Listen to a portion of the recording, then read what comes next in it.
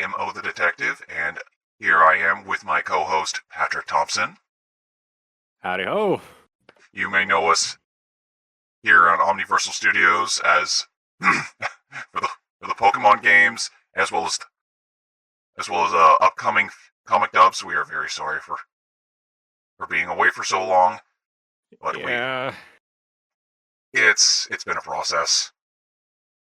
Yeah, look, we're sorry about that. It takes a while for these things sometimes. Yep. And look, you got to cut us a little slack with this year, especially. Things have kind of been a little all over. Yep. For starters, let me just give you a little bit of insight into the process of this whole operation here on Omni-Frequency Studios. The person who edits the videos for the Pokemon games, that is Blaze. He's been very busy with a lot of things on his end. Very scientific, very much kind of revolutionary when you think about it. It is. Yeah. I mean, he's the only one out of us that has a PhD, right? Yeah, he is. He is the only one out of us with a PhD. And God damn it. Well, you're an aspiring writer, and you're. Well, yeah, but the highest level of education that I got is a fucking associate's, dude. I dropped out of college. Okay, you know what? It's fair enough. Treat yourself, bitch. I mean, I'm trying, but it's not going well. Ah, boy. But for the Gamer Talk podcast, today's topic will be, for starters, the blunders of the editorial staff in modern day comics. Because let's be honest here, folks, on top of everything that's shitty about this year, comic books has kind of been the biggest one. And let's start off with the biggest, the most hot topic of the comic book editorial blunders: Marvel's Spider-Man, aka Amazing Spider-Man 616. Oh, God, they massacred my boy. They didn't massacre. Zeb Wells didn't massacre our boy. He's basically just the universe's punching bag. Essentially, at this point, yeah.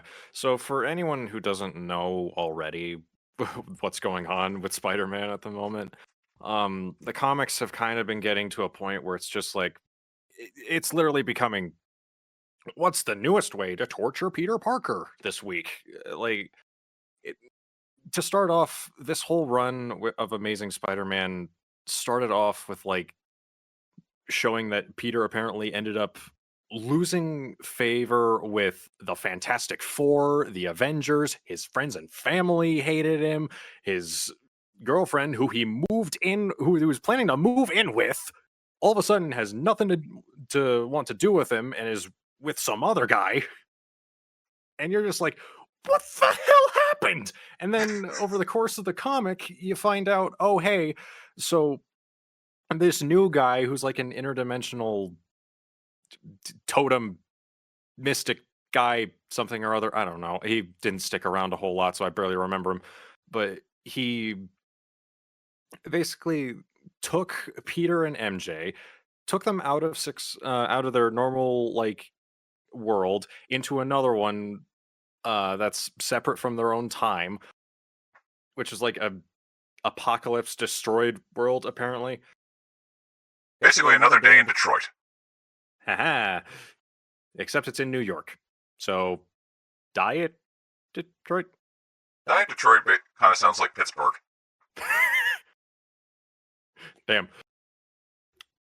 Shout out to Pittsburgh. I am sorry for your loss. But yeah, they basically got popped there. They come across this one guy who will be the subject of ire for many days to come, named Paul.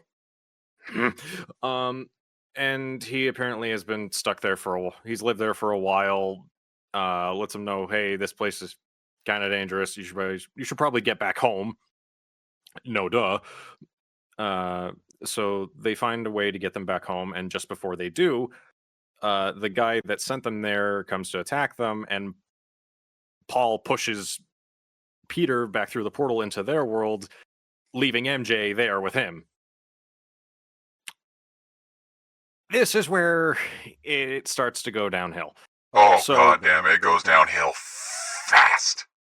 yeah. So, naturally, you would think, oh, bit of a dire situation, right?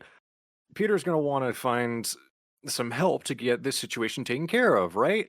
No, for some fucking reason, the writers decided, let's not have Peter go get help from any of the people who would, help him. Instead, have him fucking go and fucking steal from the Fantastic Four, the people who are basically a second family to him. Especially Johnny. Yeah, especially Johnny nowadays.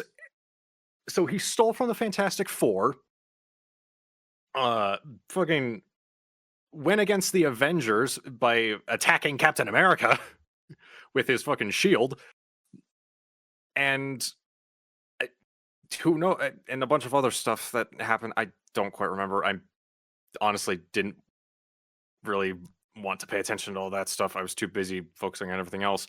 And he was using all this stuff that he took from the Fantastic Four and from the Avengers to make a way to get back into that world. Meanwhile, in that world, time was apparently going a little bit faster than in the normal one.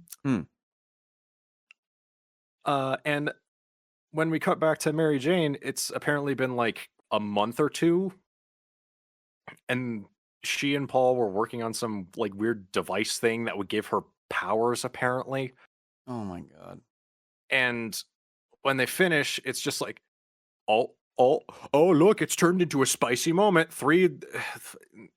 And it fucking, and then it flashes forward a bunch of fucking panels to show, yeah, these two decided to shack up. Also, they had kids. I thought the kids were actually more like adopted. Honestly, it's kind of up in the air because they do share a lot of Common traits or similarities to like Mary Jane and Paul. Yeah, more specific, more so to Mary Jane from what I saw. Like, one of the kids was a young girl, and the girl had like red hair. So I guess it's implied that they had kids in there at some point, which I don't even know how that is even remotely possible, but okay. But like, yeah, they go through that whole thing, and I just want to point out, she was only in there for 3 months. 3 months, man. That's really that's one of the things that I'm just like having my gripes with. Like, why would you like? This is Mary Jane, and I know this doesn't sound like Mary Jane. To those who don't even follow the like entirety of the Marvel like compendium, Mary Jane is known as Peter's girl, and they've always been each other's confidants. And for some reason, they always had this relationship that almost seemed stone solid. Even when Mephisto, which is One More Day, one of the other most infamous stories in comic book history. Yeah, this is something that really like seemed so fucked to hear, because like we said, their relationship is solid. Even through the toughest times, they stuck out for each other. And now, since she's trapped in another dimension with this guy who, let's be honest here, he looks so generic. He looks like a freaking background character. He really does. He looks like, if you were to Google a white guy with black hair and short black hair and glasses, literally like the first fucking image you would get for that specific search. Like, it's one of the most generic looking guys you could get. Yeah, and this is the guy that makes Mary Jane want to break off a relationship with a guy who has literally stuck his neck out for everyone. So many people throughout the entirety of his entire run, through civil wars, through through being buried fucking alive. This man has gone through it. And yet you shack up, yet the writers decide, 3 months is enough time for you to fucking say, I don't love you? A year or 2, maybe I would say that's understandable. Yeah, like that. It's mainly the fucking 3 months thing that has me the most upset. It's like that's barely enough time to set in, even especially in a situation like that, like hopelessness or wanting to give up on a partner or feeling like you need that kind of emotional support with someone nearby and having your feelings change. Normally that kind of thing happens after like maybe a year and a half most. But this, it was barely any time at all. It felt like they just basically said, yeah, no, she never. It's basically the writers just basically saying, hey, yeah, no, she didn't fucking care about her and Peter's relationship at all. Which really paints Mary Jane as a fucking slut. It paints her more as just like super fucking unfaithful in comparison, and it it just hurts. It really does. It was especially painful when finally, after Peter opens up the portal to save her again, 3 years have passed, so she is older than him now by eh, by like actually the 3 years, yeah. Um, and she has no interest in him at all. I mean, it had only been like maybe a day or two for him. Oh, by the way, he also in that time, in that day or two, on top of stealing stuff from the Avengers and Fantastic Four. Sorry, I forgot to bring this up. He also went to Norman Osborn, the Green Goblin, The Green Goblin. the guy who makes his life a living hell. His literal the Joker to his Batman. That Norman Osborn. He just came up and just went like, "Hey, so I need your help." Bro, you gotta be fucking desperate. You desperate for the help of the motherfucker who helped you involuntarily snap your first girlfriend's neck? Yeah, Make it make sense. And also through that whole Gwen Stacy clone thing. Though we don't talk about that. We do not talk about that. That's bad hentai. Bad hentai. We don't talk about that. Yeah, very bad juju all around. But yeah, he went to Norman Osborn, and apparently he got like a new suit from him, which is basically like a pseudo goblin suit. Which, okay, fucking whatever. Gets to the other dimension, comes to get Mary Jane, finds out she shacked up with Paul, has kids apparently, and then it's just like, oh, great. And then they go back to their world. They apparently beat the guy really freaking easily, and then it's just Paul and MJ are now just there in their world with the kids, and it's just like, oh, well, great. Peter's just shacked up with nobody, and everybody hates him now because of what he had to do to get there. And that's something awesome. That's just something that makes me feel like it's also a betrayal of Peter. Like, dude, like you said, the Fantastic Four are basically the surrogate family to Peter. He could have literally just asked Norman, like, no, he could have asked Reed. He could have asked Reed and Johnny and Ben and Susan and just be like, guys, I need your help. Please help me out here. My girlfriend, Mary Jane, is stuck in another dimension. And literally, they'd be like, we know this. They would literally be helping him out. Yeah, they would literally be more than willing to help Peter out with this situation. They would not really be questioning too much. Because again, they're basically like a second family to him. So it's just like, Peter, calm down. Take a breath. We good. We can help. And then ultimately just like, nope, we're just gonna. No, Peter's just too fucking high on adrenaline to think clearly. Weird. And so, oh my god, what the hell? Yeah, it's a mess of writing. Yeah. And now, like, you've told me that, like, what's the next after this? Like, we know that basically everyone's ostracized Peter and Paul and Mary Jane are kids. I also remember seeing the kids are gone. Oh yeah, at some point after defeating the guy who basically trapped him in the other dimension, apparently the kids were like tied to that dimension or something. So when that went gone, so did they. They just faded out of fucking existence, but not Paul. That doesn't make sense. That's just Mm, lazy writing right there. a little bit. But yeah, the kids basically just poofed. Marty McFly. Quite literally, actually.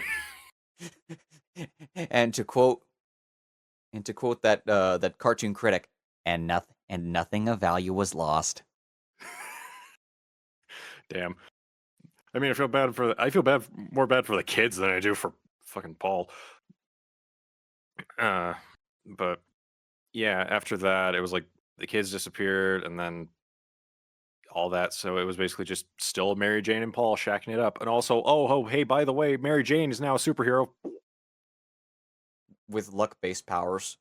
Yeah, she has like weird gambler powers. She summons a fucking slot machine above her that does like different effects. And apparently, one of those things is like if you get 3 skulls, apparently that causes something bad to happen if it happens 3 times. And it's apparently happened twice. Oh, hi, Hakari I from think. Jujutsu Kaisen. Yeah, quite literally. Guess what? Oh, gambler powers, huh? Well, guess what, buddy? You better play it safe, otherwise, you might fucking die. Die. At least that's more or less what I think is going to happen with those powers, but that hasn't really happened at all, Yeah. obviously, because they're still doing the superhero run for MJ, which is called Jackpot, I think.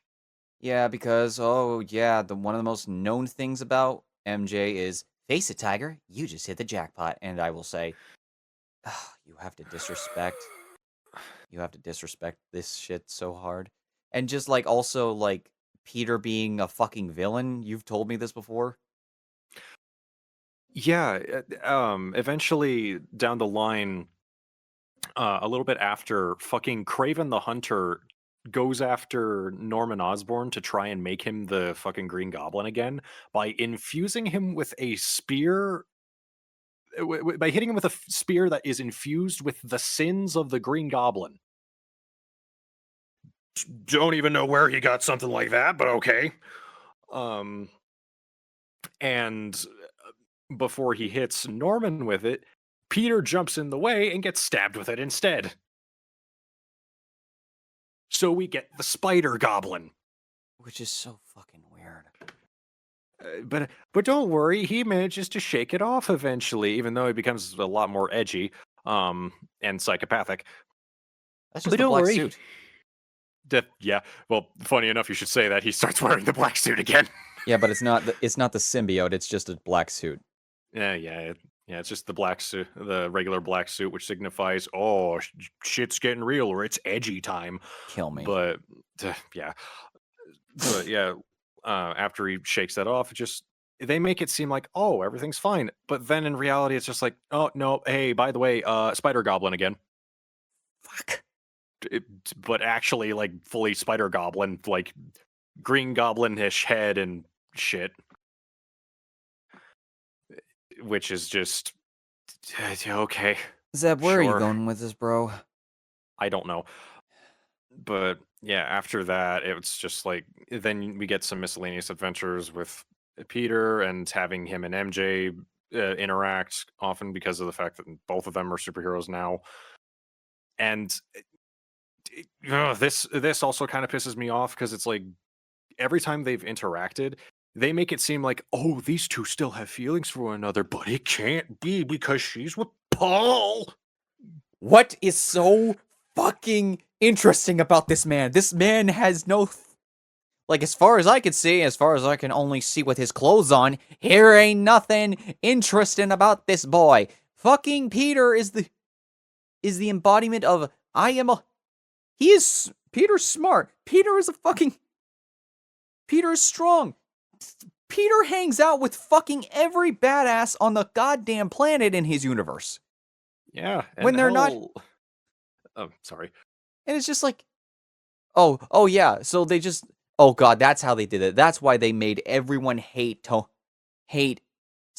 Peter, because everyone has to hate him so he doesn't hang around the cool people.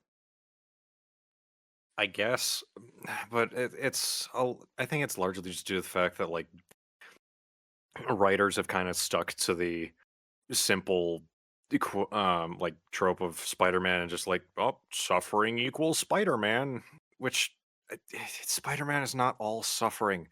The thing about what makes Spider-Man such a good hero in a lot of people's eyes, especially mine, is that he's a very relatable hero. He's meant to have normal problems on top of the superhero problems. That's what helps make him feel a lot more relatable to the audience, because he's dealing with a lot of stuff outside of his hero work, like not being able to pay rent, dealing with his job, his relationships, all that kind of stuff, like stuff that we would deal with normally. Yeah. And yes, there might be a tad of suffering on the side. Like, I'm not going to sugarcoat it. There have been a good few moments. Insert death of Gwen Stacy here. But at the end of the day, he still manages to find a lot of ways to bounce back and do his own thing. And hell, at one point, Cable came back from the future and stated that he would be known as one of the greatest heroes of all time in the future. So it's like, what the hell? Yeah. Let's not forget that every fucking psychic or telepath looks into Peter's brain. Whenever they look into Peter's brain, they just be like, you poor child. Yeah. Emma Frost, who is kind of known as the Ice Queen of the metahumans, felt bad for him. Yeah, she took one look into his past and was just like, dear God, you were just a child. Oh my God. Yes, that's too bad. Every fucking editorial staff looks at Spider-Man and just says, "Oh yeah, oh he's literally that father of Uncle Ruckus from the Boondocks. Boy, did I just see you having fun? Daddy, no!" Just like, yes, this is literally every editorial staff at Marvel hating on Peter. Doesn't matter who, it just has to happen. And I'm just like, and you said that the tragedy of what makes Spider-Man his troubles, or what make him a like compelling character, a very relatable character. Let me also put another person who is known for suffering. Another series that is known for suffering. You know it, audience. I think you know it. Berserk. Let's fucking talk about that shit and the fact that Guts suffers. Guts has fucking suffered so much. And yet not even Kentaro Miura in his earlier days put Guts through this much suffering that Zeb Wells and the editorial staff. Like, even right now, Guts is suffering, but we know for a fact that he has not suffered as much as fucking, like, the amount of tragedies that Peter has needlessly faced has, like, outweighed anything Berserk has put out with. Yeah. Yeah. And now after the whole Spider Goblin thing, for Peter, it's like, I guess they're trying to make him seem cooler again. I don't know. Apparently, with this current run, they gave him like Doctor Doom powers. Doctor Doom. What? Yeah, like apparently Doctor Doom came to him just like, "Hey, there's a problem. I need you to handle it. I can't handle it myself," which is bullshit because that's Doctor Doom, for fuck's sakes.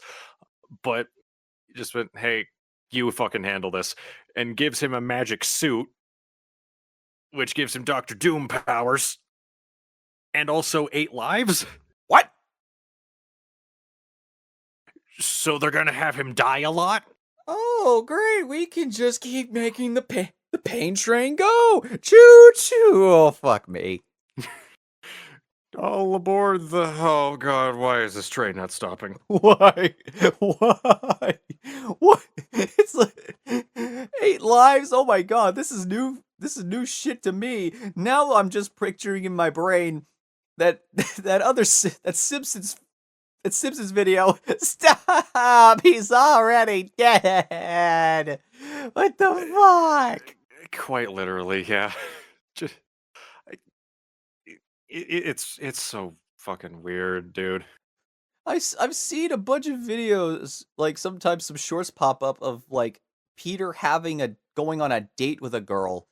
I'm just like, okay, and now you've told me this shit. I'm like, what the fuck? Yeah, miscellaneous dates with random girls here and there. He also tried to hook up with Felicia Hardy at one point, but then it's just they also made that be like, no, no, no, no, no. He still has super feelings for MJ. Fuck me. But even though he's apparently he quote unquote sees her like a sister now, which is fucking shut up. You can say that all you fucking want, editors. Those panels for future fucking comics of them looking at each other and looking like they're about to fucking kiss on the fucking battlefield. You are not gonna fucking hide that. You ain't. I can read those eyes. I can read the eyes of when fucking Mary Jane dressed up as Black Cat to save Peter. I'm just like, holy stream again. God, on the side, that's probably one of my favorite panels that I just saw in passing. Just him waking up in a hospital bed to see Felicia Hardy and MJ. Oh, it's this dream again. Please be gentle. God. What the fuck? Hey, Holy shit, dude. let's be honest. You and me both would say that shit. I'd be like, okay, I have several questions, but also, Meanwhile, I'm just like, is this a dream? If it isn't, yep. Rock me, Amadeus. I'm just, and then I would ride. I would be like, I would say under my pained breath, he is risen, baby girl. In the words of the immortal bard, rock me, Amadeus. Just like, it's just like, listen, editorial staff, we don't give a fuck about what you say. The way Peter looks at MJ is the couple goals, bitch. Yeah, it's just, you can't necessarily make it seem like these two are over each other when a lot of the time you have them interact and still almost act like they're pretty much still like together almost. Hell, every time that happens, they just conveniently have Paul call in to interrupt. You fucking cockblock. Yeah, that's literally what it seems like. It seems like they're just inserting that to be like, oh, no, no, no, no, audience. We have this. Ew. Brother, what's that? What's that, brother? Ooh. Just like, what the fuck? It's just like Zeb Wells has this fucking... Blaze constantly says this. He said this. I still remember. Zeb Wells saw his girlfriend get his girlfriend get fucked by a guy in a Spider-Man costume, and that to which he never recovered from. And now every time he sees Spider-Man, he just remembers the fucking and that one Halloween night. Damn. I mean, honestly, I wouldn't be surprised if that were the case. It probably isn't. He probably just doesn't like how Spider-Man is written. But either way, like, just everything that's been happening with Spider-Man so far and this editorial has not been great, which makes me very happy for the fact that Ultimate Spider-Man is doing so much better. Yeah, he is. Like, I have the full first volume of the I have the full volume 1 of the first 6 comics that were published for Ultimate Spider-Man. Nice. And dear God, they treat him so well in that. They do. They treat him so nice. Mm. Yeah, he's got a family. He's married to Mary Jane. He's got a pretty cool beard. He's fucking actually like, he maybe new, but he's even teaming up with Harry, which thank fuck, finally. Yeah, honestly, yeah. Although it's interesting how they went about this one, because one of the differences that they did with this particular Peter Parker is that he's not a science person, What? which is a little odd because that's kind of half of his whole MO. But okay, I guess they make it seem more like in this universe he's a lot more of like a typical like reporter slash news person, hence why he's still working with like the Daily Bugle and whatnot. Uh, Hmm. which, by the way, he must be getting paid really friggin' well, because holy fuck, that apartment In New York. in New York, yeah, no less. Holy crap, he must be getting paid real fucking well. Isn't like, I remember seeing a short video where where Uncle Ben is part of the Daily Bugle. Is that in the Ultimate Universe, or is that Yes, actually, that is. okay? So Um, that might hold some weight, because since Uncle Ben is part of the Daily Bugle, he's not getting shortchanged by Jonah. yeah, actually, funny you should say that. Both Jonah and Uncle Ben work together. Yeah. they, I think, yeah, they both literally work side by side with one another at the Daily Bugle. Though, that did change after the first comic, where after some issues with how the Daily Bugle was reporting uh specific events, specifically like what was happening with the appearance of a mysterious new hero. Oh, I wonder who that could have been. Um, strokes chin in thoughts. Yeah, after the appearance of Spider-Man, obviously, in a black suit, not the typical black suit, just a completely black suit.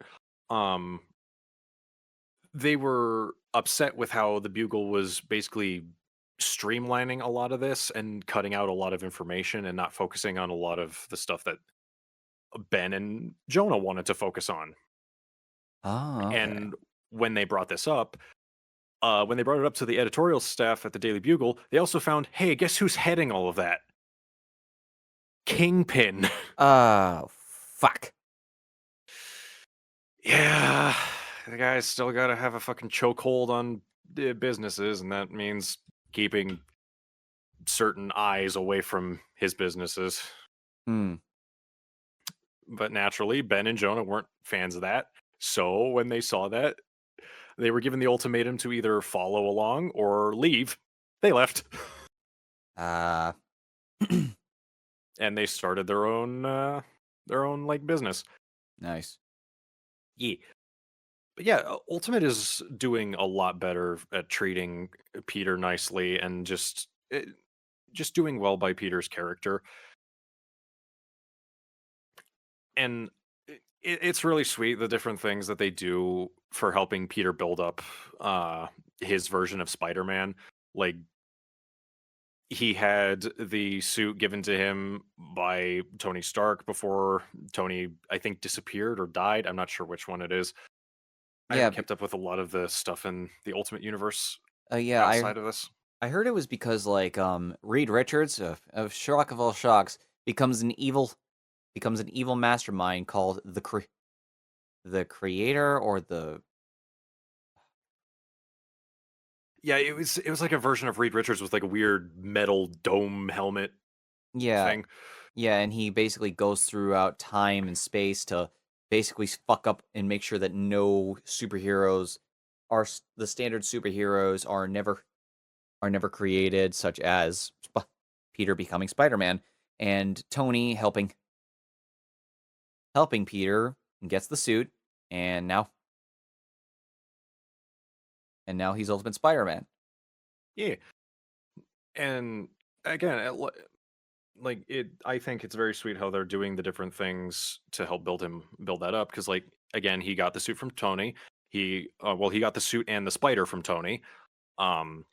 He got the mantra of with great power comes great responsibility from Harry. He got the design for his suit from his daughter, Yeah.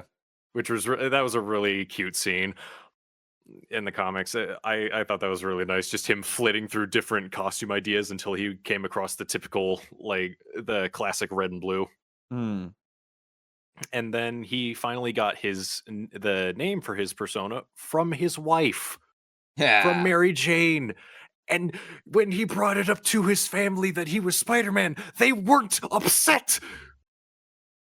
Shuck God. of all shucks.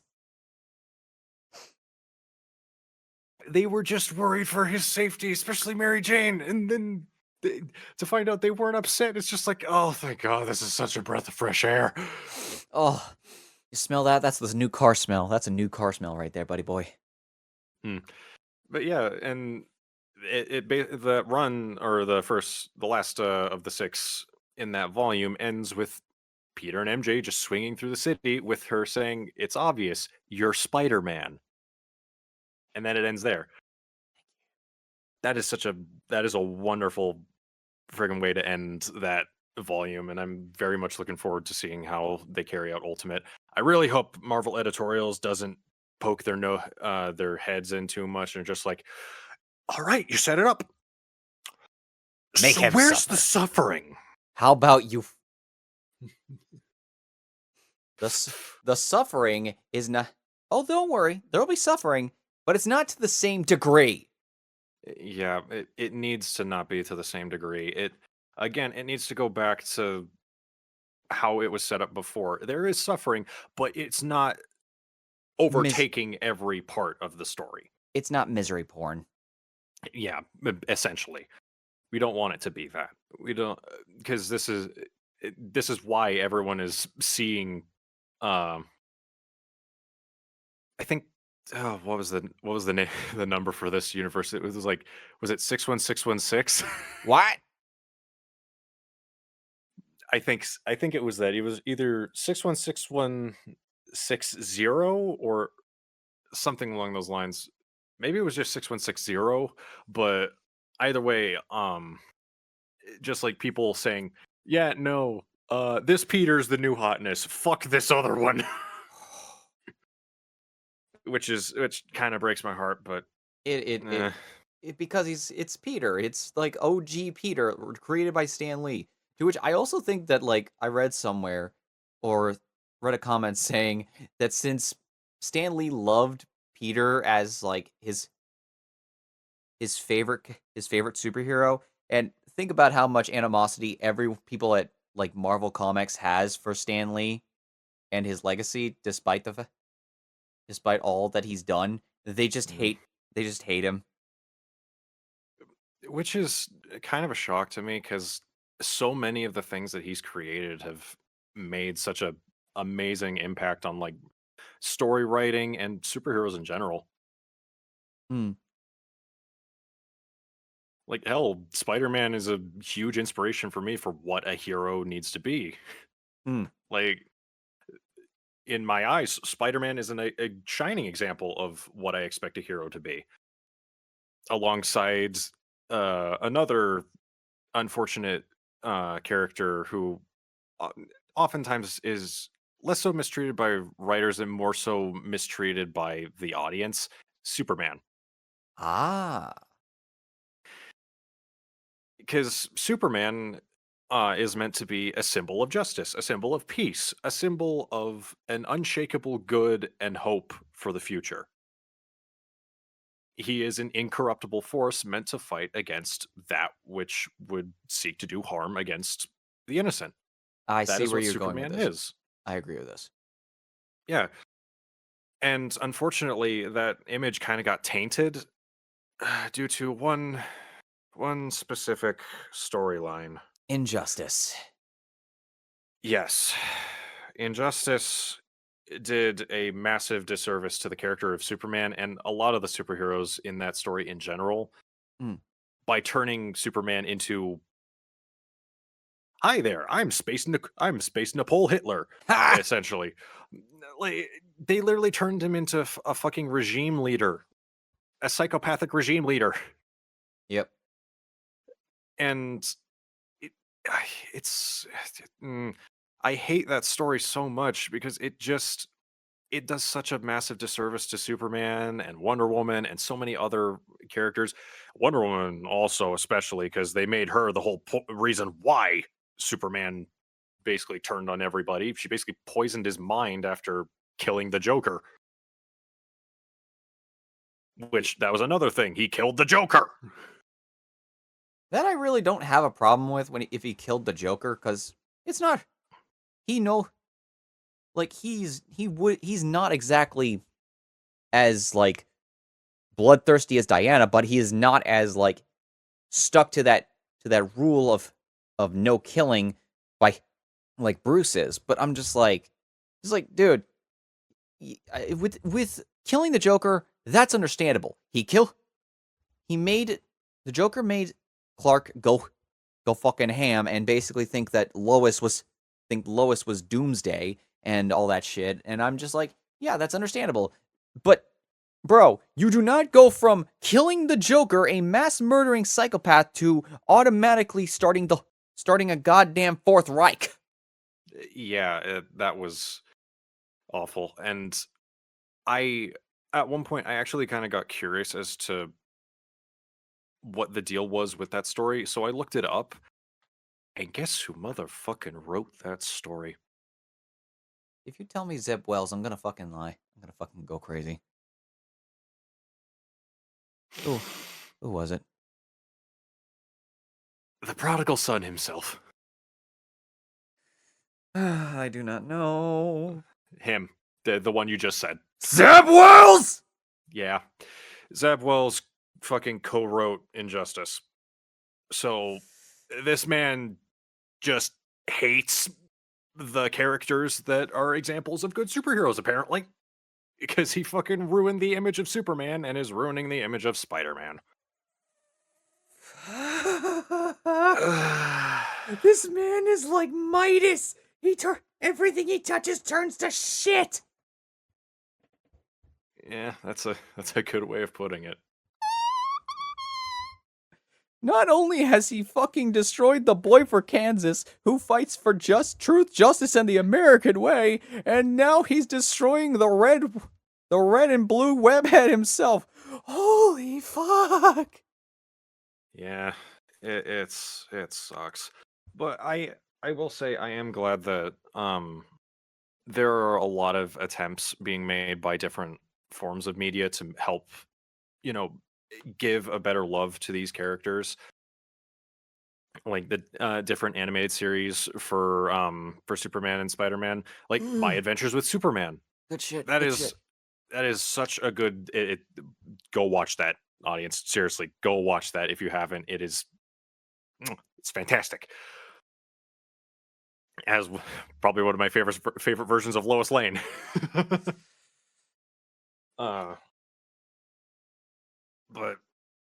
And one of my favorite versions of Kara L. Seriously, that just think like the look of Android 18 from space, but also kind of like super not aware of like social norms. Yeah, social norms. Oh my god. Just seeing her interactions with Clark and all this stuff that's happening on Earth is just adorable. I love it. Yep. Oh my god. Oh. But let me also point this out here. Zeb Wells, in his infinite fucking wisdom of ruining or corrupting the good, great, peace-loving characters that we know and love, he's also contributed to the idea of the bad Superman archetype. Yeah, by giving us the one that mainly set up like, yeah, I don't really like the whole idea of I don't like Superman because too OP could fucking snap at any moment kind of guy. Which that's again, that's not what Superman is. That's Motherfucker, not who he is.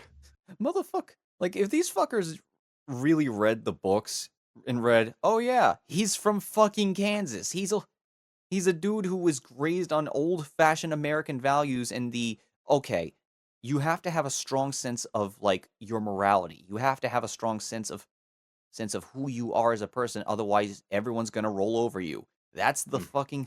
fucking thing that happens, or like the mentality of many country folk. Mhm. Stand up for yourself. Stand up. Exactly. And I will say, Ma and Pa Kent are supposed to be like example the people who helped him form his whole moral compass. Like, I will not accept Ma and Pa Kent slander in this house. You will not slander those people. I will not allow it. I will not allow you to slander those wonderful people. Yeah, and I'm just like, you can't just.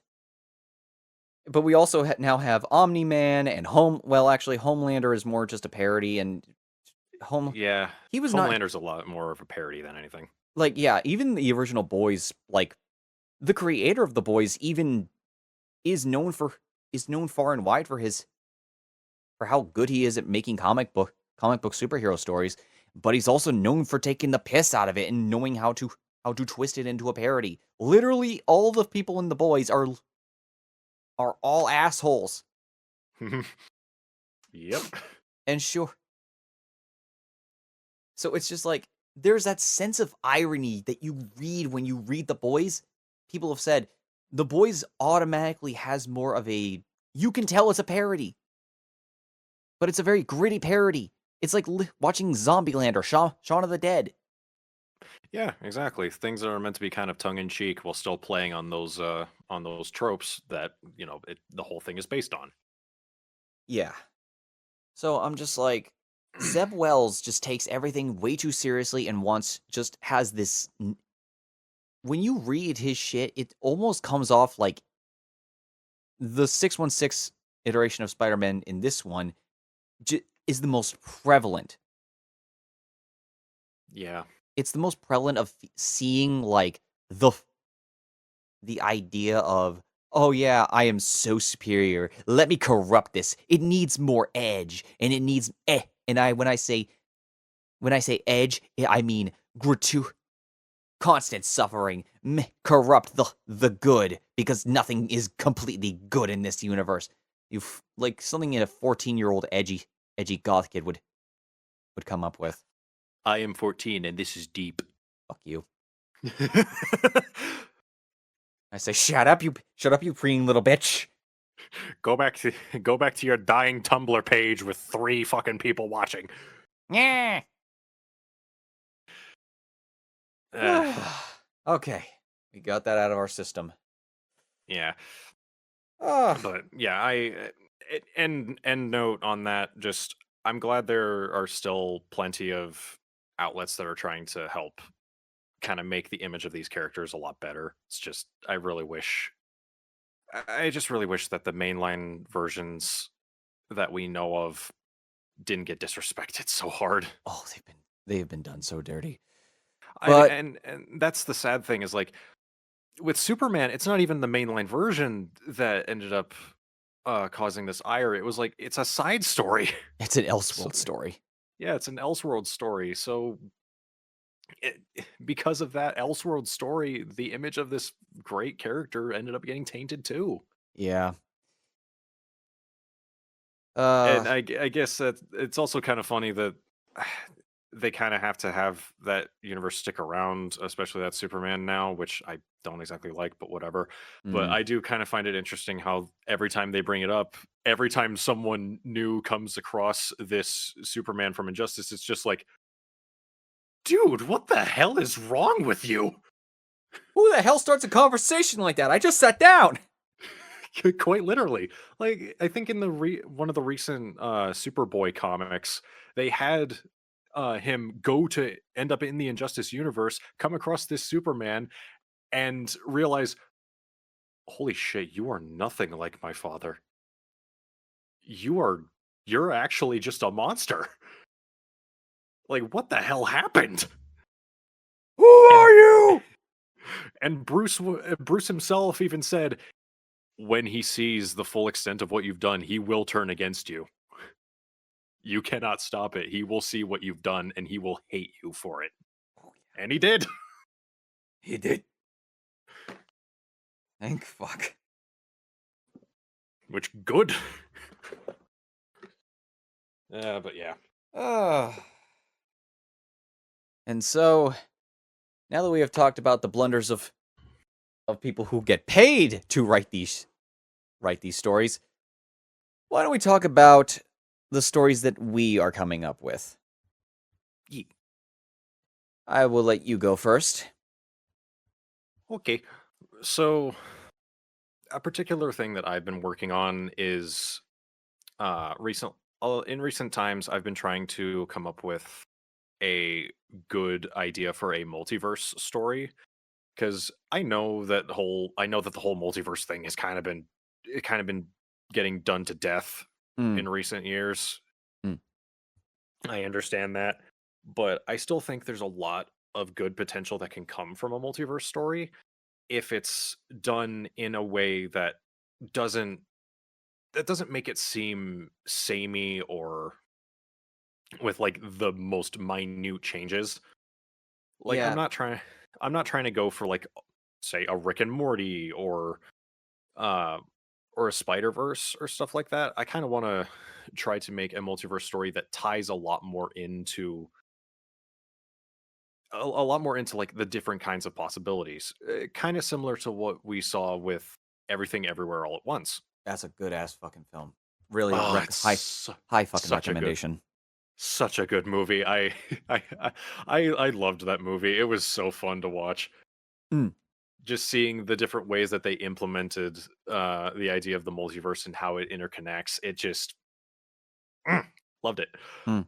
Uh, but yeah, my idea for a multiverse story was basically like, what if we had like a multiverse that didn't form with didn't inadvertently form the way we thought it would. Like, it wasn't just, oh, the multiverse just started at the very beginning like everything else. Instead, my idea was to make things seem a bit, kind of blend more of the scientific with also like the mystical and mythical. Hmm. So what I'm planning to do with it is implement things like the gods, like gods from different pantheons and everything, and how they interact with the world. And one in particular is have the world be something, the prime universe specifically, be something that was created by the creator. And because of this creator, thus the multiverse was formed, because he essentially caused it to form. Hmm. And that gives way to everything else. But uh and while he's doing this whole thing, I want to have it play out to be like he creates this world and everything, and all the gods that are in it from the different pantheons, like Norse, Egyptian, Greek, all that stuff. Um and just sets them about in this world and has them, do their thing, obviously. And over time, they kind of get a little big for their britches and try to basically boot him out. Ah, okay. Yeah.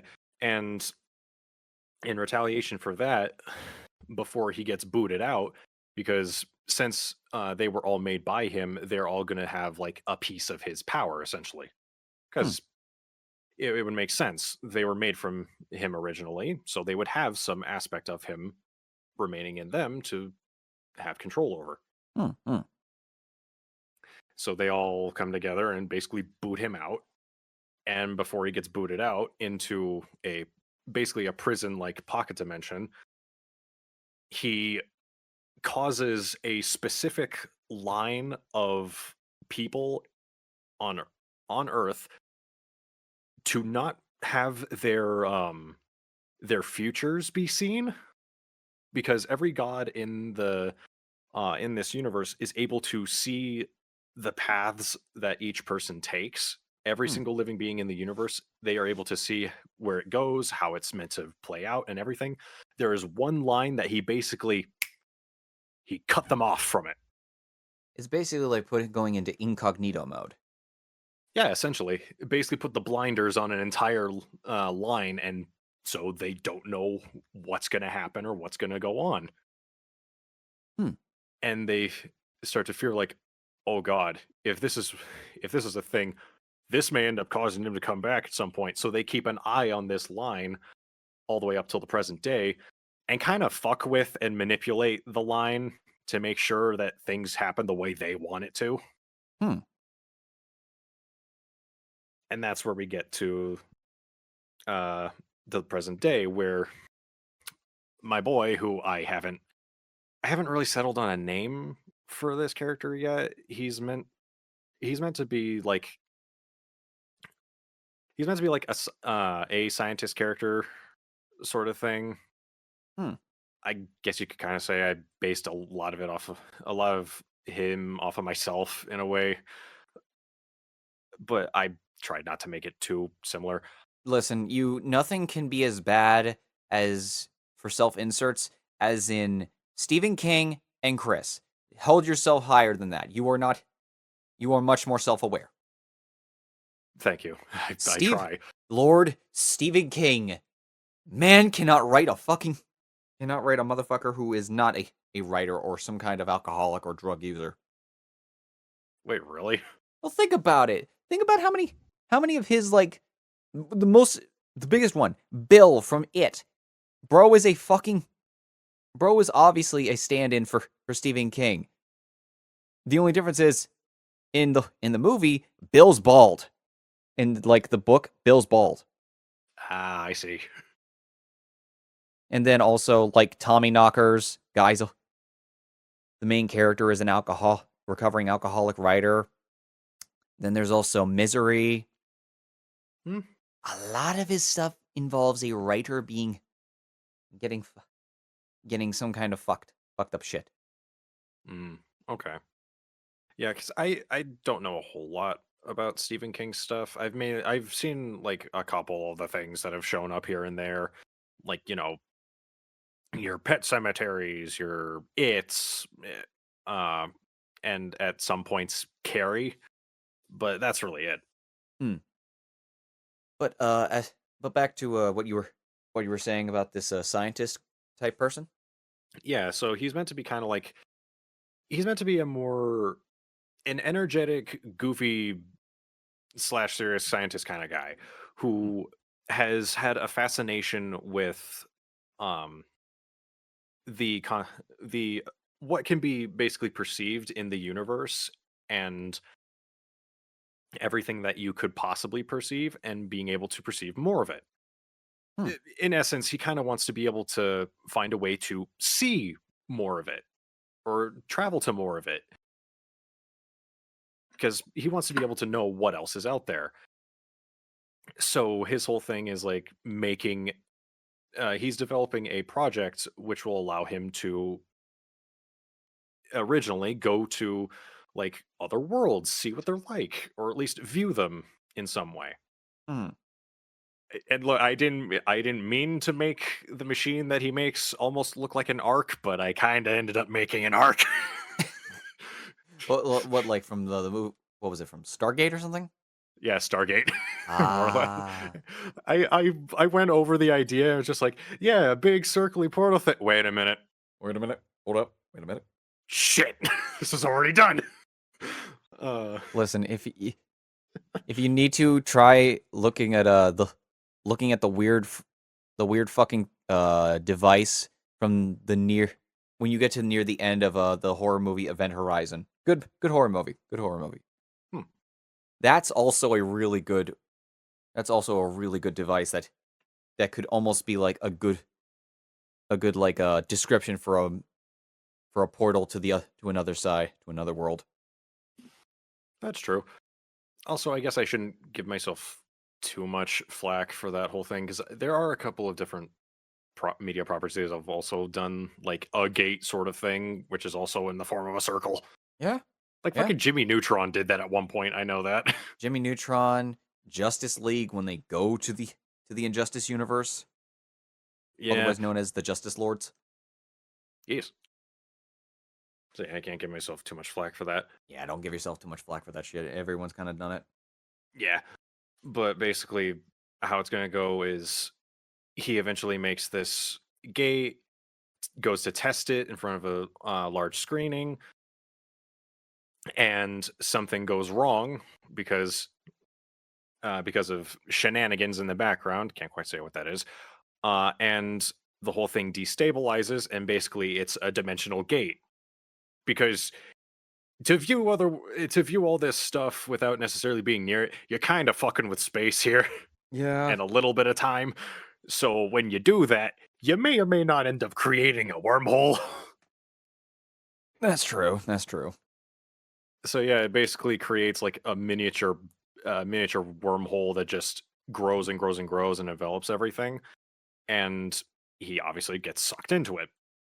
And when he gets sucked into it, he'll find himself in a pocket dimension. All alone, all by his lonesome, with just scattered pieces of the machine everywhere. And at first it'll be like, oh god, did this go more wrong than I thought? Did I just accidentally destroy the fucking universe? And it's just like, wait, no, if that were the case, I wouldn't exist and neither would all this stuff around me. Exactly. Okay. And so just tries to find a way to get himself back or figure out where he is. And as time passes, he slowly realizes more and more and more that he can't really get back. His only way back would be the gateway machine, and that was destroyed like completely, and there's no way to repair it. So he's just kind of stuck forever. And naturally, as one does when being isolated in such a situation with a hefty amount of grief and such, kind of goes insane. That's reasonable. That kind of reminds me of that Paradox character from Ben 10 Ultimate Alien Force. Oh yeah, good old Professor Paradox. As I was there, I went sane, very sane, and then I began to learn. Good old Paradox. But yeah, it basically he goes insane for a bit, and then the insanity begins to subside, and he goes back to sanity, which actually even confuses him because it's just like, how am I truly back together? One who has lost their mind should not be able to regain it in such a manner. What is this? What is this madness? What is this madness outside of the madness? And, some time passes and he finds out that he eventually comes across the good old creator himself, because he's in the pocket dimension that the creator was imprisoned in. Surprise! Surprise! You found God. And you didn't even have to go to church. Checkmate, atheists. Don't keep that in. Don't get that. Oh god. Yeah, he comes across the creator. It's just like, who the hell are you, and how did you get here? And just kind of explains himself, hey, yeah, I don't know where I am. I don't know how I got here necessarily, but I'm just kind of here. Accidentally ripped open a hole in space-time. Is just like, hole in space-time, you say? And just sees it as like, haha, the insurance, my little insurance policy paid off. And then basically makes a deal with him to be like, hey, I'll lend you a hand to get out of here if you help me. It's just like, how the hell would I get you out? Well, this place is meant to hold. This is a prison meant to hold me. It's not meant to hold you. So if you were to leave with me in tow, then if you were to say, promise to leave with me in tow, I could maybe lend you a hand with getting out of this little predicament. And so begrudgingly, he agrees. They manage to get out. And as they get out and back to the world, because the laws of the universe don't necessarily apply in there, but apply now, as soon as they get back, all of a sudden, bam, lights out. Oh, shit. And when he comes back to, he's going to come back to find, after arriving back in his world, it's gone again. But not in the same way that it was before. Because he's not in a pocket dimension this time. The universe is just gone. Oh boy. And after realizing it's just gone, he realizes there's only one way that could have happened. Yeah. Oh my god, I destroyed oh god. And naturally kind of freaks out a lot. And cue the creator going, hey, dipshit, I get that it's gone, but you could just remake it again. Just like, huh? After some instruction later, remakes the universe, but with unfortunately one small little caveat. You see, he may have learned how to make the universe. He didn't exactly know how to make the universe at the same time it was when it was destroyed. Oh. So he made the universe 1 year after he came back. Oh. Whoops! Oh.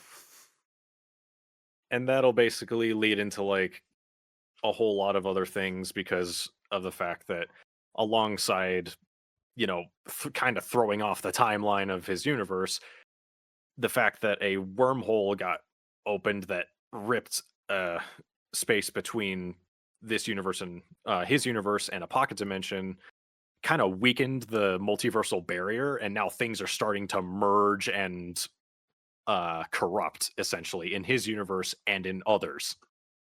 Interesting.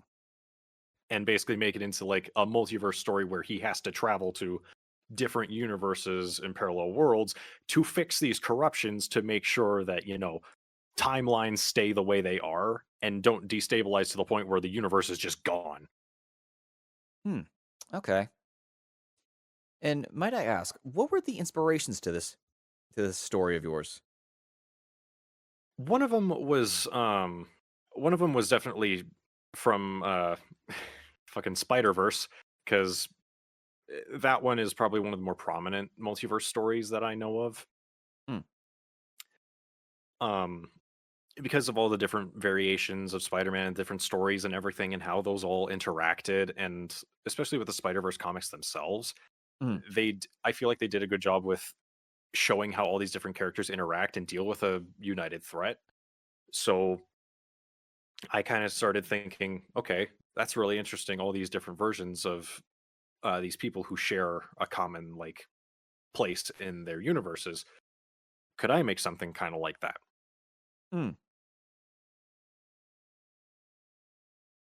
Very I think interesting. I think Spider-Verse was mainly like the main thing that sparked like the structure of the narrative itself. If we want to go into like why why the multiverse story specifically, that's a bit of a different reason, which is a lot less it's a bit weirder than you may think. Because I didn't come across the idea of the multiverse for a story just in passing or like coming across it in like writings or some shit. You want to know how I came across it? How did you come across it? Fucking Family Guy. That makes some sense. Oh God, yeah, fuck. I hate that. That's the reason why I'm so interested in the multiverse, but it is. Oh, yes. Love it. Hate it. Love it. Hate it. Love it. Hate it. Love it. Hate it. Pick up my poo. Pick up my poo, man. Pick up my poo. I need a plastic bag. Here's a thin napkin. But yeah, it was that and the game Back to the Multiverse that kind of planted the seed more or less. And when I started seeing multiverse elements being implemented a lot more in different media, I just kind of went, this is really interesting. Mm. I kind of like this. Wonder if I could do something like this. And then as time has gone on, I've just kind of developed it more and more. And so far I have the basis of the story kind of planned out, and I only have like 3-ish characters planned out already, which one is 2 you already know of. Hmm. The main guy and the creator, who I've named Cronus. That works. That works. Yeah. The main character's name, I don't know what to name him in a way that doesn't make him sound boring. Well, I know it's mainly his first name that is a bit of a problem, because like a middle and last are a little easier to work with, because I know when I brought this up with you once before, you gave the idea of the middle and last name of Enoch Hughes, which I did like yeah, because it's a it's a play on the Book of Enoch. Enoch being the man who walked with God, and the Book of Enoch being being a compendium of all the biblically accurate angels and the descriptions of them. which plays into how he deals with gods. Yep. More or less.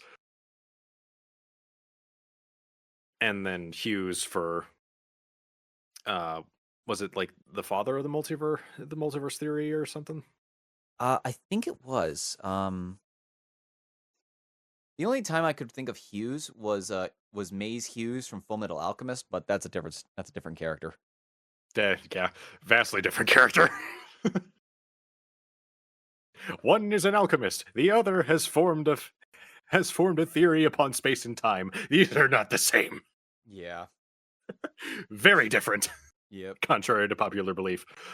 Yeah.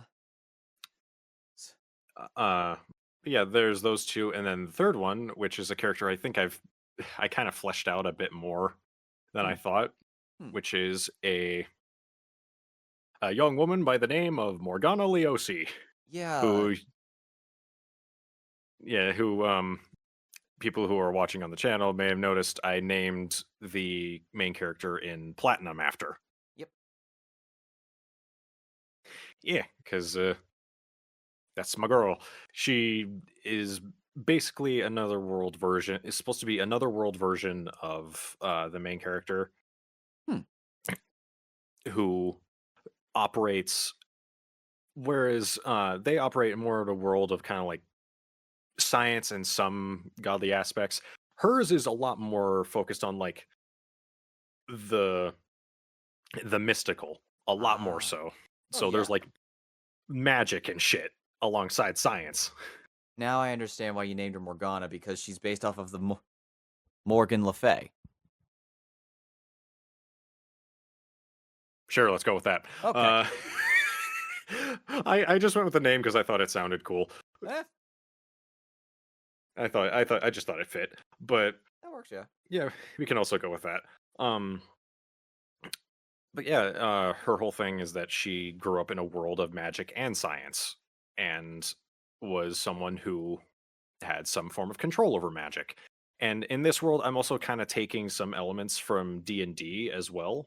So alongside like what you would expect from magic, like your lightning, your fire, ice, water, plants, there's also wild magic. which which in this world is meant to be like it's a stronger form of magic. You can still perform like regular magic fine, but if you overtax yourself, specific people, if they overtax themselves and try to push past their limits with magic, they end up dipping into wild magic, which is like a strong form of magic that they can't necessarily control. Interesting. Hence why, yeah, which is why kind of like in D&D, it causes all these different things to happen because they can't stop it from happening. Okay, yeah, fair point. In D&D, it's a lot more like a, as the name implies, a wild force. It's just kind of something that happens at random. Hmm. Whereas this, it's kind of like you push too far, and now you are suffering the consequences of your actions. It's like, oh, you want to power a substation? Okay, buddy, but just so you know, that dog may end up being turned into a fucking Tyrannosaurus in a minute. What the fuck? This is, bro. Are you just when you're writing this? Are you just gonna be like throwing a D100 onto your desk, and whatever number it lands on, that's what happens? Not necessarily. Oh, thank God. I'll mainly just I'll mainly just have it explained that like this is Mm. what can happen in that world, and then um have it be like, so this world has a specific like council based around all the different forms of elemental magic and such, and all the different forms that it can take. So you have people who are like kind of like your druids, your main spellcasters, people who focus on things like fire, water, electricity, that kind of stuff. And then you have the wild magic division, which will be where Morgana resides. Interesting. And yeah, and her whole thing in that division is just being like trying to figure out ways um to make magic integrate properly with technology, because for them, trying to integrate the two is kind of similar to mixing oil and water. Ah, it's like a constant thing you gotta keep going at. Yeah, it's like you can try to use, say, fire magic to light a stove, but the light itself isn't going to actually stay. True. Or if you try to, say, power a radio with electricity magic, it won't work. It like won't fill the batteries or anything. And they're trying to figure out like how can we get this magic to integrate with itself, Hmm. or integrate with all this different stuff.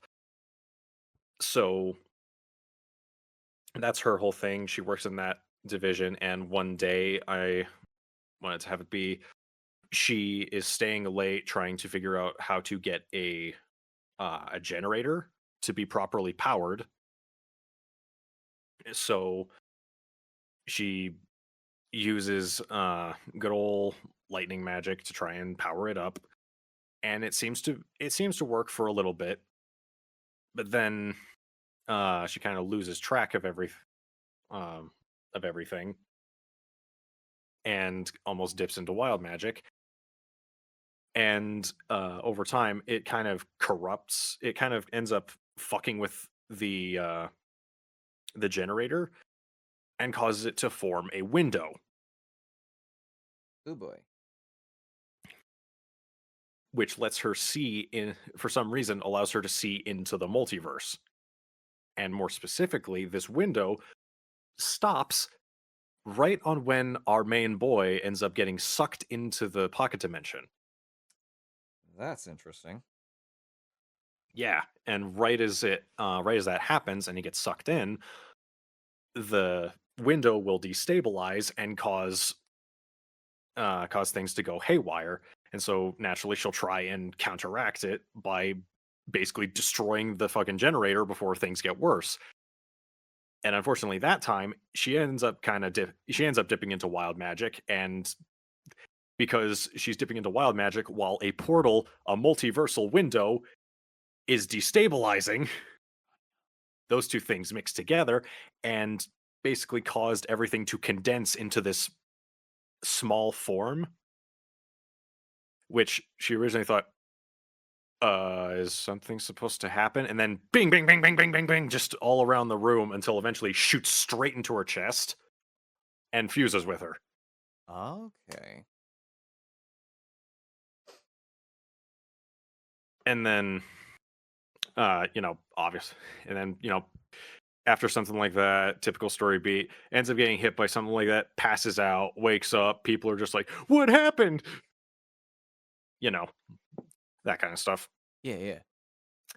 And then after a while, like immediately after she wakes up, is just like, I need to go tell the council about this, and just immediately starts rushing to the center of where she works to try and speak with them, because it's just like, I just made a major fucking discovery. I need to share it with them immediately. Never mind the fact that I basically I probably suffered a horrible injury and hit my head on the way down. I need to tell someone.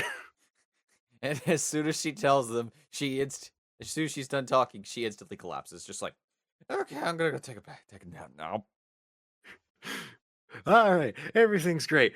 Now, if you'll excuse me, I'm just gonna sleep for the next 5 days. Holy shit, she just fell in front of us. Oh my god, she's dead! Is Nope. she? Nope, Oh, no, she's alive. Nope, she's good. Yeah, she basically informs the council, tells them, hey, I just came across this. Minus telling them about the whole, that whole orb going into her chest thing. And tries to go about business as normal. But she kind of finds that her magic isn't working like it did before. Like there's a strangeness to it, an unfamiliarity, but can't quite place down what it is. And her memory's a little spotty because, again, head injury. Phew, yeah. Probably suffered a concussion on the way down, but the days that pass are kind of a blur until the day where she re-meets with the council, and they made their decision. And unfortunately for her, instead of good news, Oh, fuck. she was given bad. They basically said, based on her findings, that this kind of the project that she is doing needs to be terminated immediately, and she has to be taken off of it. Oh, shit. And naturally, she's not exactly super privy to that, and speaks against it very vocally. To which they respond, yeah, no, this is horrifically dangerous. We can't allow it to continue. Just like, over my dead body, fucking I'm gonna keep doing it. Oh, no. And there's like, unfortunately, we can't allow that to happen. And so they're about to basically wipe the idea from her head. Oh my god, she's about to get neuralized. More or less, yeah. But right before they do, that's when the strangeness in her magic starts to come forward. Because obviously she's going to be super fucking pissed off.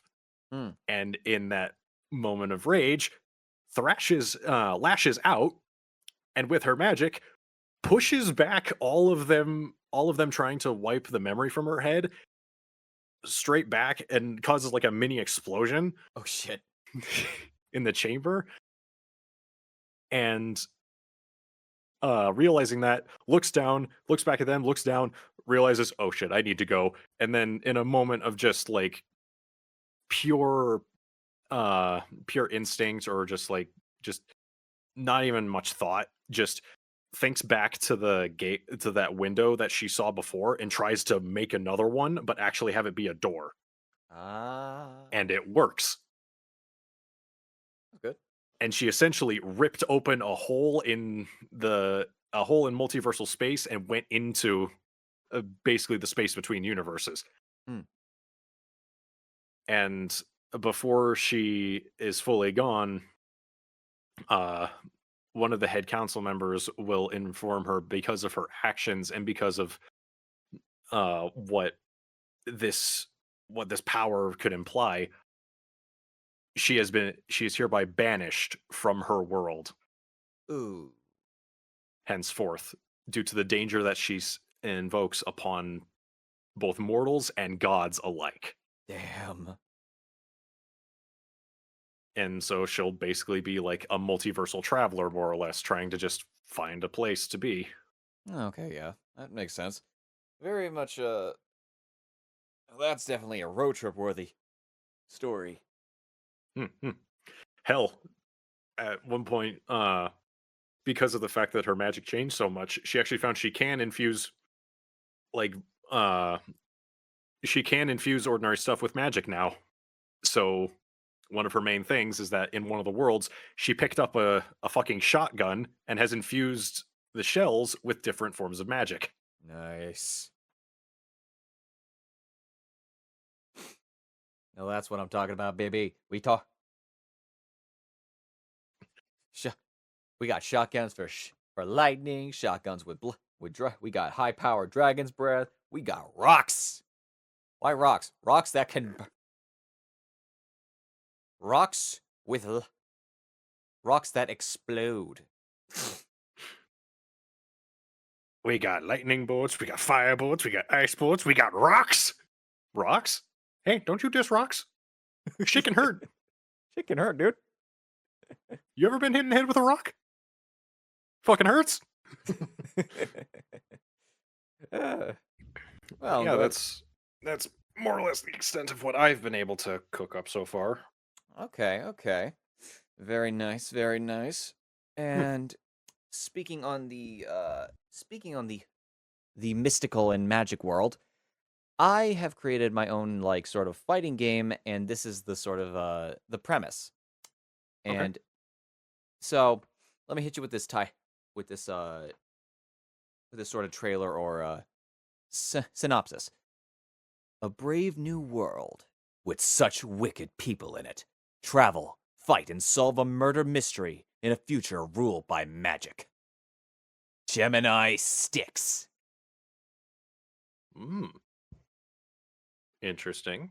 Now, in this story, let me speak on the two main characters, that being the twins, otherwise known as Ren Sticks and Christine, or Christina Sticks, because little thing about this is that this whole story takes place in the future future Germany, specifically 2684. Now, the events that caused this future to be more magically inclined rather than being futuristic, Mhm. it was due to, let's put on the concept of what would happen if Y2K actually happened. Oh. For the viewers who do not know what Y2K was, it was a phenomenon and doomsday theory that when the new millennium started, the due to limitations of certain machinery such as electronic devices, mostly in government facilities, they would all go down, and all the lights would shut off. There would be no more power, and everything would crash. Like nuclear sites would cease to function and melt down. Planes would fall out of the air, and missiles would launch by themselves. Cats and dogs living together, mass hysteria. Yes. And so, it did happen, and the whole world went dark for a few days, up until a Millennium Sage or Millennium Wizard appeared before the capitals of all the nations and showed them the way to perform magic, to open up their souls and give them the ability to wield, to create magic and find their own conduit, aka what would be known as a transistor. One side note about this whole story and the naming conventions, it's based off of rock, metal, and a lot of other musical based terms. Transistor is actually based around the the song from Korn, Twisted Transistor. Oh, okay.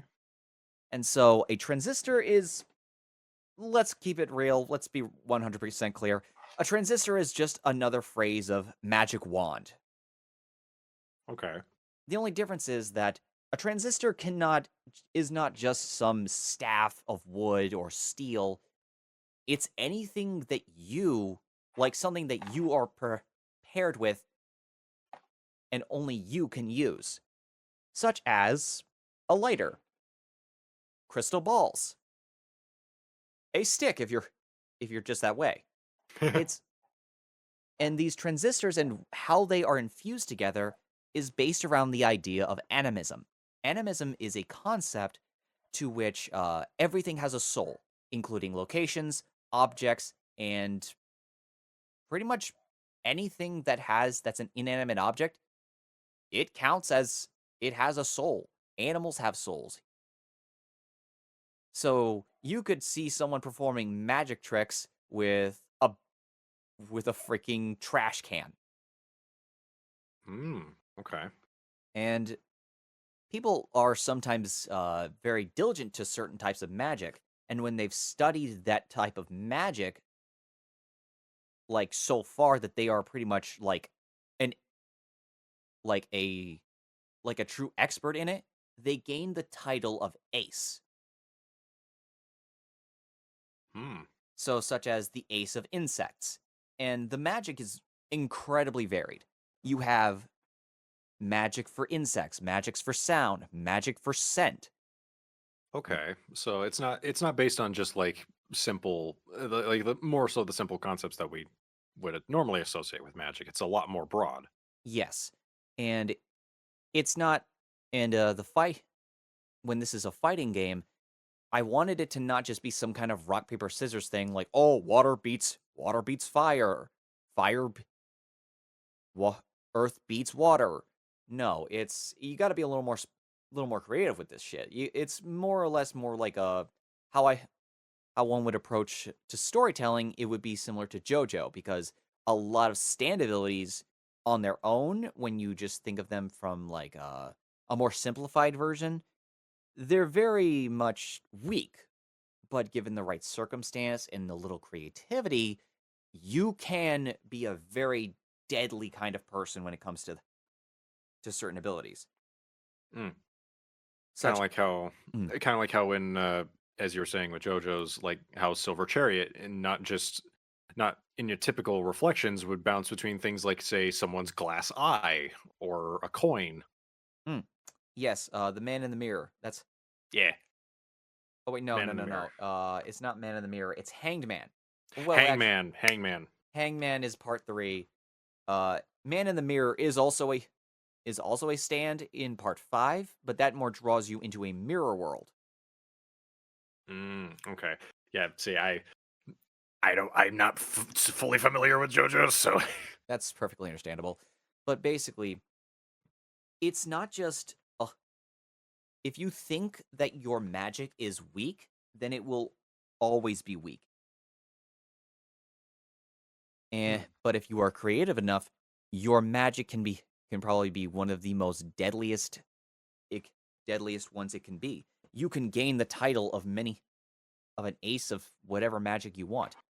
And one thing about how one gains a transistor is when they turn 10 years old, fate will always lead a person to their transistor. And when they turn 10 years old, their transistor will begin to be heard by that person.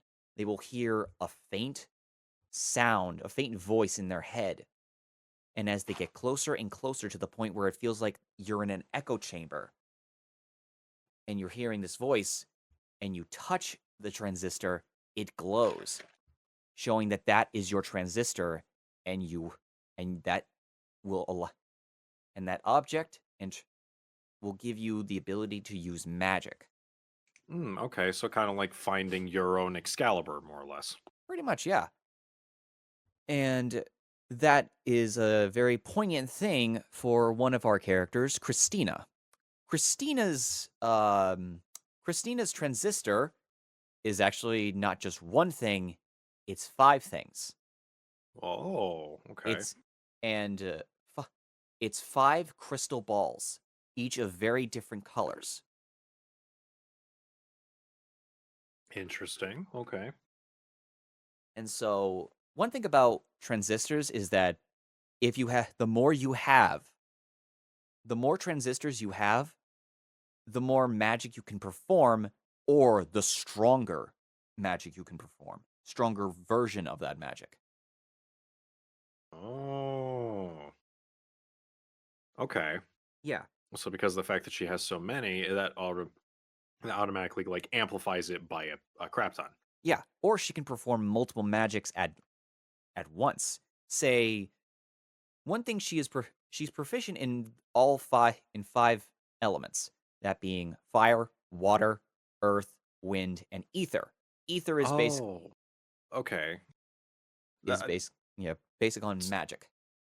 okay. Yeah. Okay. That makes sense. That lines up with what you were saying with each of them being like different colors and whatnot. I was actually kind of wondering about that. Like, okay, are each of these crystal balls like based on a specific property or something like that? And yeah, Hmm. it seems that's what you're going with. Hmm. And the thing with Christine is that she is very like book smart. She's definitely she's more of a debater and negotiator and strategist than her brother. Her brother is named is Ren. Ren is I would describe Ren as he's street smart, he's brash, he's jealous, and he's highly uneducated. He's not a smart boy. He's a bit more. He's got more of the caveman blood in him. He's the unga bunga. He is unga bunga. I hit thing with stick. I hit thing with stick. Now, the thing about these two is that they would constantly butt heads. They would fight. They would get physical with each other and punch each other. And they would always be broken up by their mother. So, but the worst thing that happens is when they start working together. Say they found a common enemy to face off against. They are at the when they started school, all throughout their time in primary school, they were known as the Gemini Reapers Oh Jesus! because Christine was incredibly intelligent even for her young age. And Right. and she could figure out like weaknesses in people. She was very well articulated. She was a murder with words kind of girl. Very, a very, quite a femme fatale, one might say. Yes. And Ren is very much the most uncontrollable. He's a big ball of energy. He's always energetic and outgoing to physical tasks. And when the two of them came across an enemy or someone that just kind of pissed them off, the two would work together. Ren being the very muscle to act upon like Christine's like plans. Okay. So the two of them are destructive little gremlins to each other, but together against a bunch of other people, they would probably be seen as probably the most dangerous duo in the entire kingdom.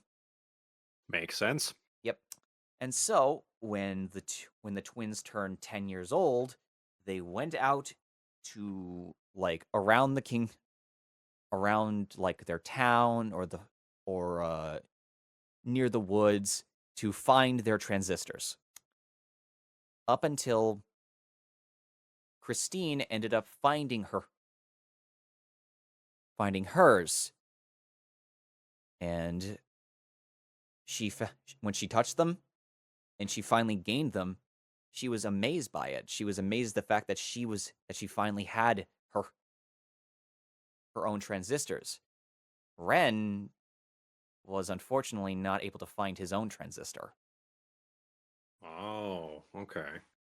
And soon enough, as a few days later, Christine would be sought after by a group of mages that would say that had found out about the fact that she had 5 transistors, which is already a very rare thing to have. Some people have maybe 1, maybe 2.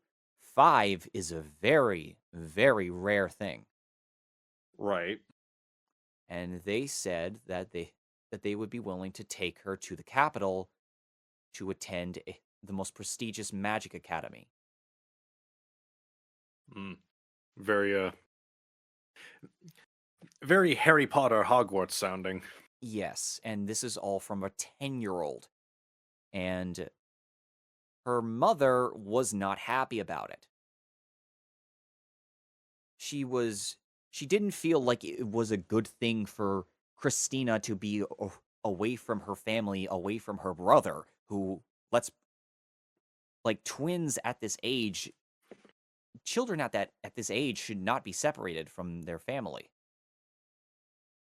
Yeah, I can get that. Yeah. I mean, I can definitely get that from like a parent's standpoint. Hmm. Because you don't want to end up seeing your kid like be put into a like a dangerous situation that would keep them away from like support and whatnot. Yes. But the father, on the other hand, he saw this as an opportunity for Christina to actually grow into the best version of herself. And her mother was not happy about this. Sure, you should not. It's important for Christina to gain access to be the best version of herself and learn how to use this ability. But to go to a kingdom, even if it's like the village is close to the capital, it's just not right. She cannot just pack up her stuff and go to some another location at such a young age. And this caused a tear in the family, to which Christine and where their mother and their father would go into a divorce. The father would Oh, the father would take Christine and go to the capital and attend the magic academy, while Ren stuck with his mother in that village. okay. I think I kind of see where that would lead. Yeah. And time would pass. The twins would slowly start to grow apart from each other and slowly start to gain resentment, especially with Ren. Ren was distraught over it. He would spend night after night trying to find his transistor, only to be brought back by the village guards. Okay.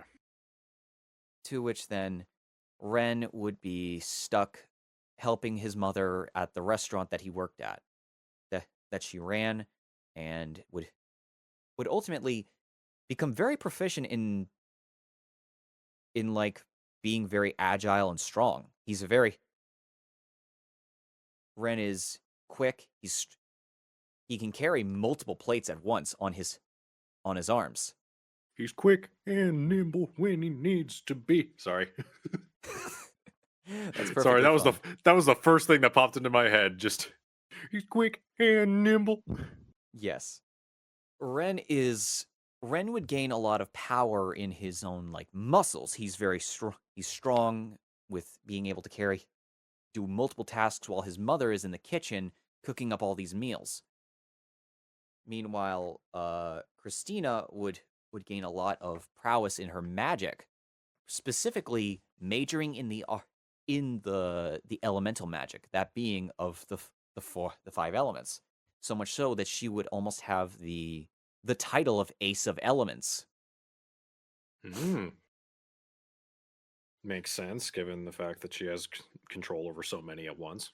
And so, one thing that also happens that sparks the inciting incident of what happens at the beginning of the game, the village that Ren and Christina and their mother and father lived in has a highway to the capital, which is Berlin.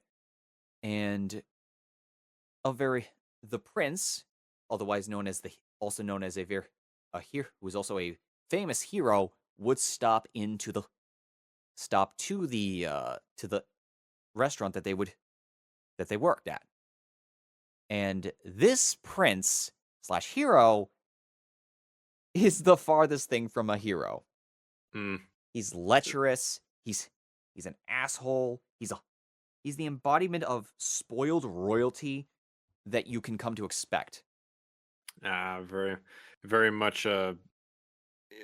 This is what it seems like on paper, but in actuality, behind closed doors, very much a fucking just the worst kind of person.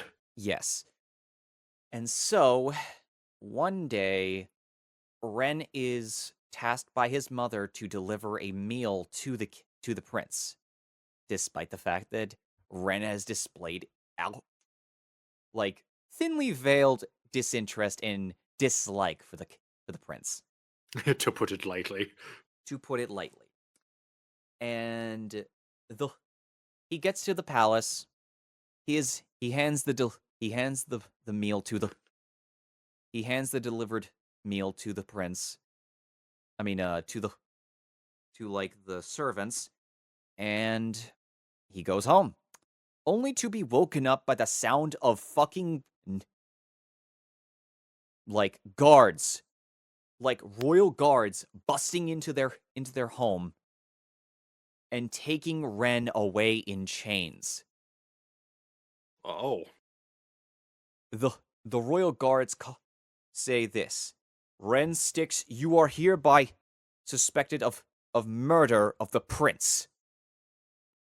Damn it, I had a feeling. Yes, the prince was found poisoned, and so they, through logical well, here's one thing about Germany in the future: it is a pure democracy, aka it is mob rule. Oh god. So think of what happens when an entire kingdom, a kingdom the size of Colorado, I think that's how big Germany is. Yeah. Maybe like a little bit bigger, I think. But Okay, yeah, I think around that size. So say maybe maybe a little bit smaller than Texas, like 3/4 the size of Texas.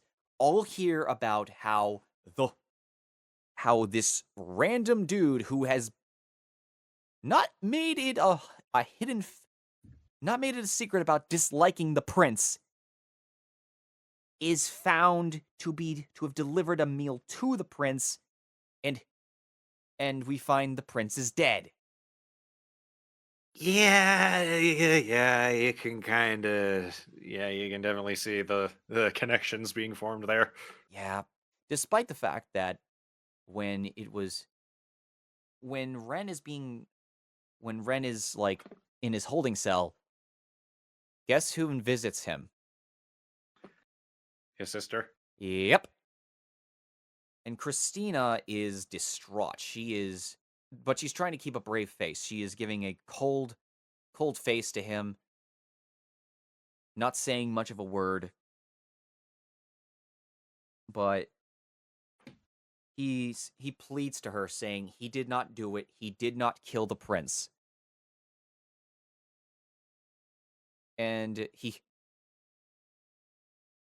says this. He says, please, no matter what, do what you can to protect Mom. She must be so scared and alone. Please protect her. Oh. This causes her to examine the body. And what she finds is that the food has a hidden ingredient that could never be procured by their restaurant. It's a special herb, a poisonous herb only found in the lowest end of Italy itself. Mm. the the southernmost part of Italy itself, Sicily. There is not a chance in hell that their family could procure a spice like that in where they live. Oh yeah, like that low in a city's a city's ladder. Absolutely not. Yep.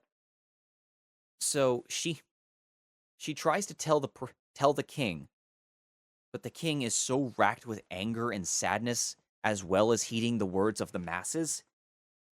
He doesn't care. He will not hear a word of it, and says that her brother will hang. Yeah, that sounds about right. I mean, you can kind of understand the reasoning behind that. A lot of it is, as you pointed out, a lot of it is just due to grief and anger towards the situation. He's like, pretty sure if you found out your kid had died and someone had delivered the thing that killed them in the first place, you would kind of be pissed at that person and think they did it too. Yeah. So, as Ren is going to be hanged, his sister stops by, says this: "Please struggle to the very end, as long as you can."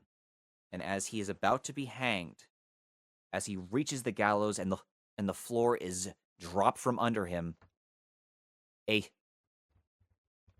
ball of fire snaps the rope before it can fully snap Ren's neck. Ren falls to the Ooh. ground and is rescued by Christine.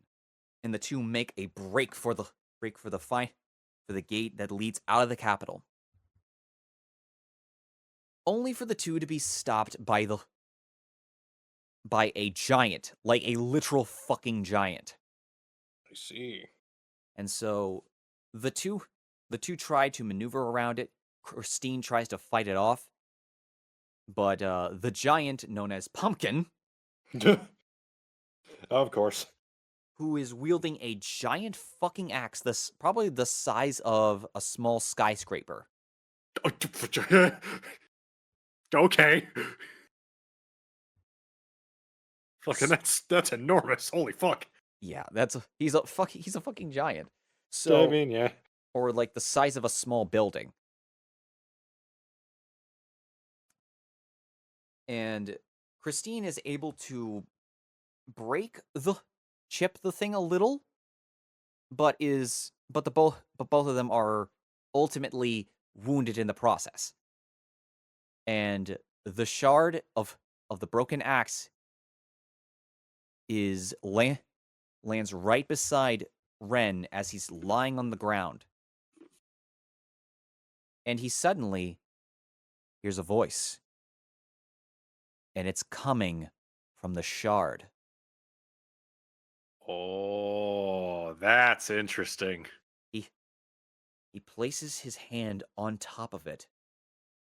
And all of a sudden, it glows bright. He sees he has finally achieved what he has wanted. He's finally found what he can use.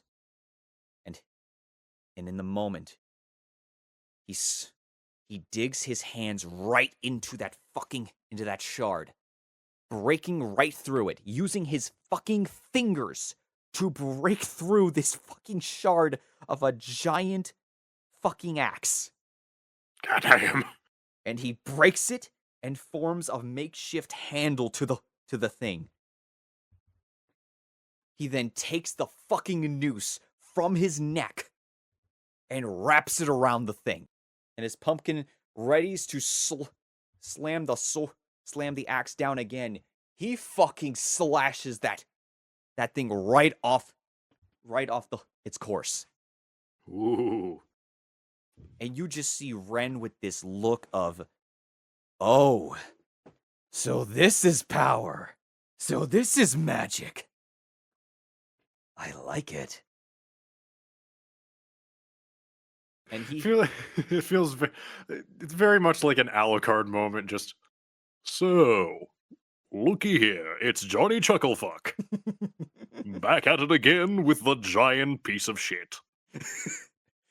Yep, and Ren just he just he is going blow for blow with Pumpkin's fucking axe. To which then Christine intervenes and tries to use her crystal balls to block and parry the thing, while Ren runs towards the giant's feet and slices the fucking nerves. Ooh. To which then the giant beast falls on the walls, and the two make their way to safety. Very interesting. Okay. And thus, after they are far enough away from the capital and in a secluded area, they can actually Christina can actually give Ren up to speed on what needs to be done. And the two of them make their way to Sicily. And thus starts the story of Gemini Styx and Ren and Christina being hunted down by aces, by assassins, death squads, and other magical mages that want to collect the huge bounty on their heads. Very interesting. Yep. And you want to know how this all what got me to start thinking about this story? That is one of my questions, yes. Over the garden wall. Wow. Yeah. Well, yeah, you know what? No, not my first thought. Well, think about it. It's two siblings go. I just think about the idea of two siblings wandering through a fall venue, a place that is perpetually in autumn. It's perpetually gray, amber, golden brown, and filled with mystical creatures that populate the land, talking skeletons and strange creatures and people. Okay. Yeah, I'm definitely seeing the connection there now. Yeah. Then there's also the naming conventions, which is Guilty Gear, because for Yeah. Guilty that's Gear fair. has a very mostly for the idea. I think it was just for the idea of with how Ren holds a giant fucking shard of an axe. Very much Soul's junkyard when he was in the order. Yeah, makes sense. Yeah, I was gonna say feels very reminiscent of Soul Bad Guy. Yeah. just fully expecting him to go tire into wave. Yeah. And then one other thing was with the idea of having one other element was the song of which both of them are based off of. With Ren, he's based off of the song Renegade from Styx, hence their names. Okay. And every transistor actually has a name to them. With Ren, his transistor's name is Hailstorm. Okay. Which is a reference to the band. Christina is a reference to the Styx song Crystal Ball. Okay. Little more on the nose with that one, but all right.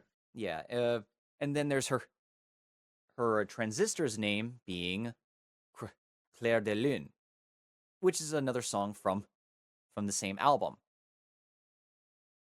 Okay. So and then there's another one. There's a few other things with let me see.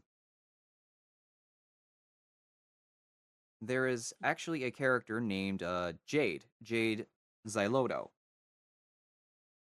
She's a character from. She is based around not just a band, she's also based around an old the webcomic Homestuck. Ah, there's your Homestuck, ladies and gentlemen. We got it. We found it. Check it off your bingo card. Yes, Jade is based off of Jade Harley from Homestuck. Personally, my favorite human of the 8 kids. And her transistor is a crossbow. Oh, neat. Yep. And her magic is, well, again, to call back to Jade from Homestuck, lycanthropy.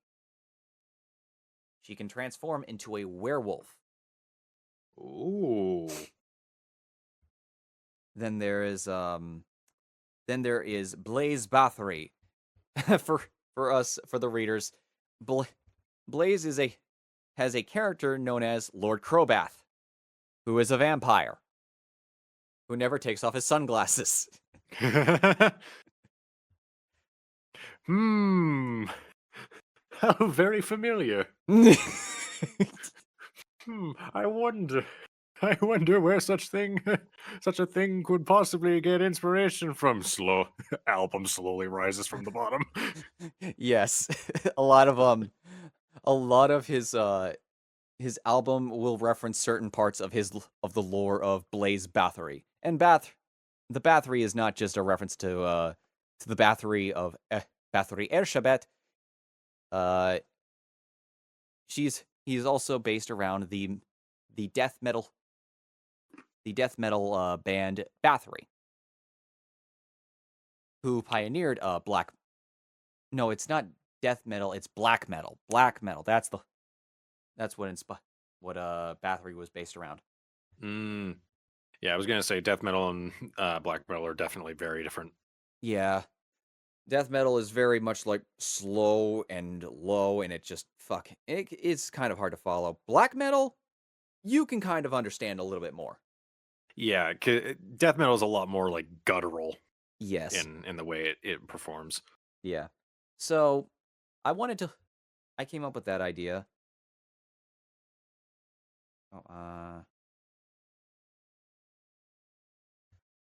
But I will save that for another time. I have to actually go. Thank you all so much for watching our podcast. Greatly appreciative to Patrick for coming on. I'm grateful to have him as my co-host for our first and hopefully many more podcasts to come. Yeah.